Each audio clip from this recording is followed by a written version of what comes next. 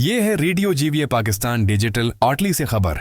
शमाली उटली के खूबसूरत शहर कोमो में शदीद बारिशों के बाद तबाहकुन सिलाबी सूरत हाल पैदा हो गई है। शहर की मरकजी सड़कें और तारीखी चौक पानी में डूब चुके हैं, जहां तेज बहाव के साथ मुलबा और गरे हुए दरख्तों के ढेर नजर आ रहे हैं। कई गाड़ियां जज़वी तौर पर पानी में डूबी हुई हैं, जबकि मकामी लोग महफूज मकामात की तरफ निकलने पर मजबूर हैं।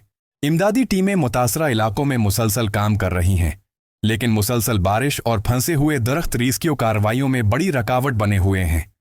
माहिरीन के मुताबिक गैर मामूली बारिश और लैंड स्लाइडिंग का खतरा आइंदा दिनों में मजीद मुश्किलात खड़ी कर सकता है। ये सैलाब न सिर्फ रोजमर्रा जिंदगी को मफलूज कर रहा है, बल्कि सियाहत और मकामी मईशत को भी शदीद नुकसान पहुंचा रहा है। ये है रेडियो जीवे पाकिस्तान डिजिटल। हम लाते हैं आप तक दुनिया भर की ताज़ा तरीन खबरें साफ और सच्ची आवाज के साथ। पेशकश तारिक हाशमी।